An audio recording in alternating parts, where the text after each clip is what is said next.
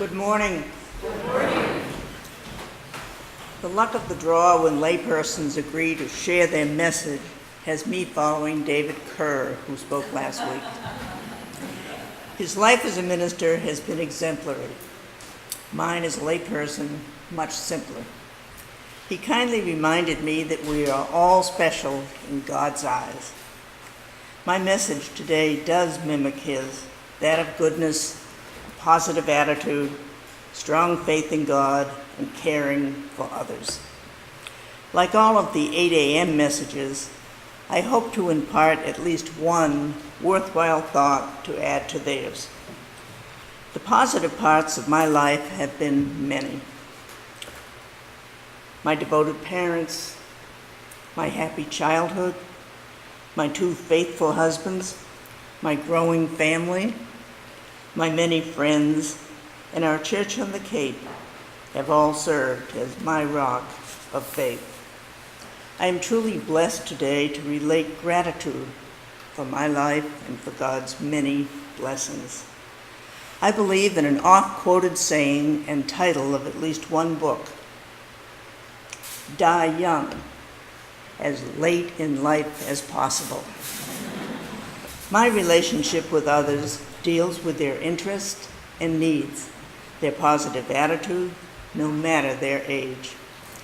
Living a good life presents the opportunity of living by example, which follows setting goals, living within one's means, accepting losses, dealing with challenges, making changes, and moving on while cherishing happy memories.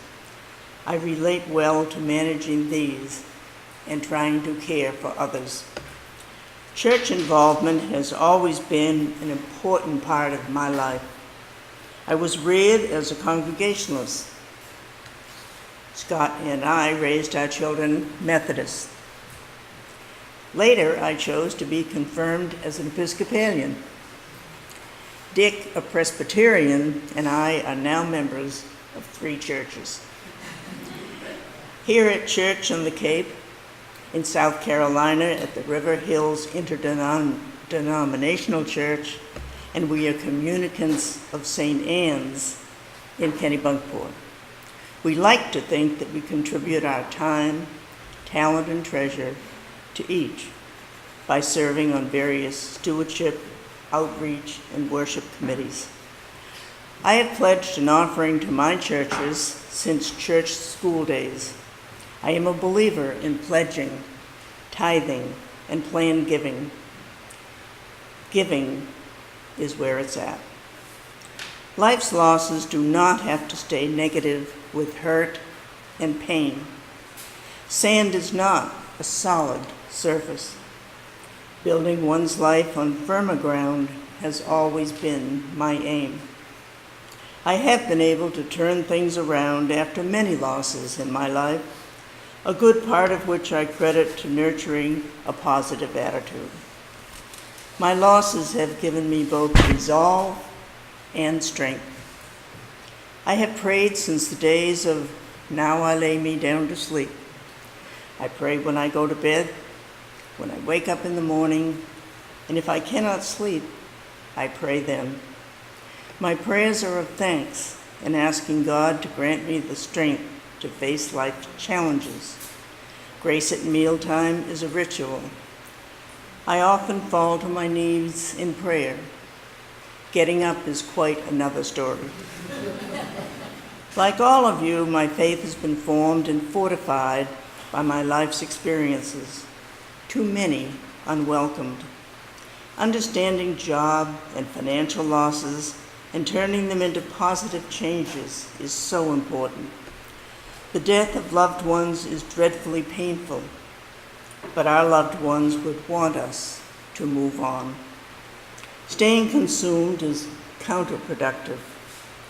Fitting these losses into our lives is realistic, comforting, and strengthening. And yes, it does take time. I have loved and been loved by 2 husbands in one lifetime. I am devoted to my family and my friends. I think my 9 grandchildren know me better than my children, and my 6 great-grandchildren are catching on fast. I feel young, vital, and energetic, except when the temperature in Maine reaches 100 degrees. I worked in the healthcare field in several hospitals in Massachusetts.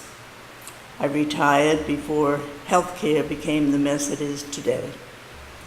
My current life is a continuation of the one I have always known. Dick and I have been married for 6 years. We attended our senior prom together, parted ways, and married another happily for 50 years. Our spouses died within 5 months of one another. Both of us shared the same mindset of having been faithful spouses until their death, and here we are, together. Thus is the glamorous part of my life's journey.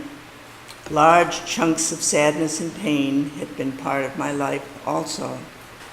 God is good.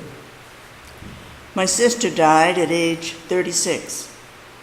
She left 3 small children, 6, 8, and 10. I miss our bonding and her company, and wish she could have enjoyed the many life's markers, events, travels, and grandchildren that I have. I chose not to dwell on her death or the what-ifs. Instead, I have honored her life by steadfastly staying in touch with her children these many years and with the grandchildren she never knew. The many happy memories of our growing up keep her memory alive for me. God is good. My husband Scott and I experienced the death of our 26-year-old son in 1985. We always knew when the other was thinking of Paul. Never a day passes now that I am not reminded of our son when I see a green car or a young man with long hair and jeans or partake of his favorite chicken Kiev. His death was a triple whammy, with the death of a loved one, the death of a child, and death by suicide. Thinking of his gentleness, his hard work, and his love of books brings me great comfort. If he had $1, he gave it away. If he had no money, he did without. Despite our pain, Scott and I realized how very, very important it was for us to be strong for Paul's siblings, his sister and 2 brothers. They were hurting so very much also. Paul gave Scott and me the gift of growing even closer together, instead of growing apart. The percentage of growing apart is very, very high. Faith is formed by life's experiences. We owe it to ourselves to find strength from them. No one needs to grieve alone. Ours was compassionate friends, which offered us the support of others and the determination to move on as our children would want us to do. God is good. Not long after Paul's death, Scott was replaced at his workplace at age 54 by the younger man he had mentored. And besides the psychological and emotional hurt, we lost many years of retirement equity and financial security. We turned that around to realizing and accepting that having Scott alive for his 17 years of retirement doing tax work, which he loved, was far greater than having any amount of money or my living without him. God is good. For me, the secret of Scott's and my ability to adjust to losses was a system that together we devised for acceptance, for staying close, and for moving on. Dealing with the big stuff rendered the small stuff so much less important. We were determined to move our lives from sadness to happiness. So we masterminded a formula for togetherness, talking, touching, and trust, and called it the 4 T's. Togetherness, talking, touching, and trust. This combination became our personal definition of love, and our relationship thrived. Mine and Dick's today does as well. God is good. Scott and I experienced another event 17 years ago when our grandson Graham was born in England, a seemingly normal birth. After a few months, it was apparent that Graham was experiencing developmental delays. Still, these many years later, we are without an absolute diagnosis or prognosis, but he falls under the umbrella of cerebral palsy. Graham neither walks nor talks. He eats and sleeps well and absolutely loves books appropriate to his age and interests. He's gone the full gamut from pirates to Batman to Star Wars. He communicates with a word symbol device, and of course, he has an iPad. He lives at a residential hospital school during the week and is lovingly welcomed home on weekends and for holidays and vacations. He recently attended a prom, complete with tucks and flowers for his date. His parents are recognized as model parents and sister live as a super sibling. Graham is handsome and cooperative with family members and his many healthcare providers. The love he has been shown has been returned to us tenfold by the love he expresses. I almost did not include Graham in my list of losses because I have never considered his handicap to be one. Rather, Graham is truly our gift from God. God is good.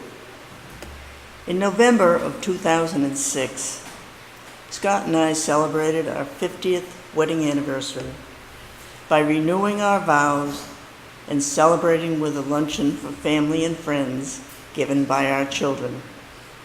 Scott died unexpectedly 2 months later, and nearly 300 of us celebrated his life at the same church.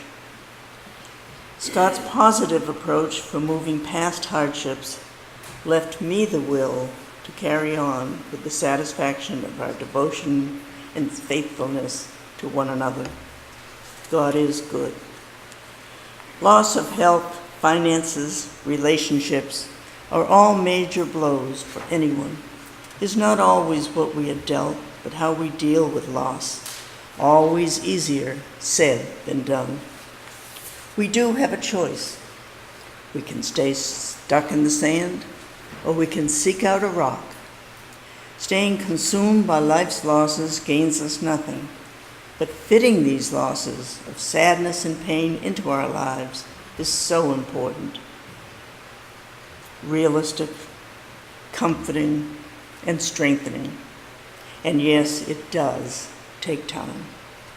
I have tried and hopefully been successful in turning my losses into learning experiences to be benefited from.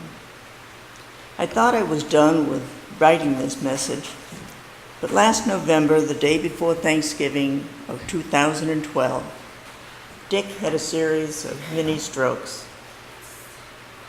Admittedly, I thought about us not spending the rest of our life together, but quickly thanked God for our last 7 years. Within hours, any of Dick's TIA stroke deficiencies were gone. I had been blessed once again. God is good. Writing is marvelous therapy. I highly recommend it.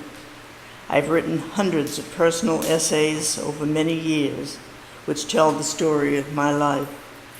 These writings have helped me to understand myself and to reflect on ways to turn sad times into happy times. I have given several eulogies for friends and family, and have even written most of my own. Such reflections have served me well. I love life with its many blessings. I believe in dying young, as late in life as possible. My life has always included volunteering, whether with hospice, habitat, or in some small way at all of our 3 churches. I try to meet life's challenges with purpose. I have learned that when one door closes, another often opens. Listen for that knock.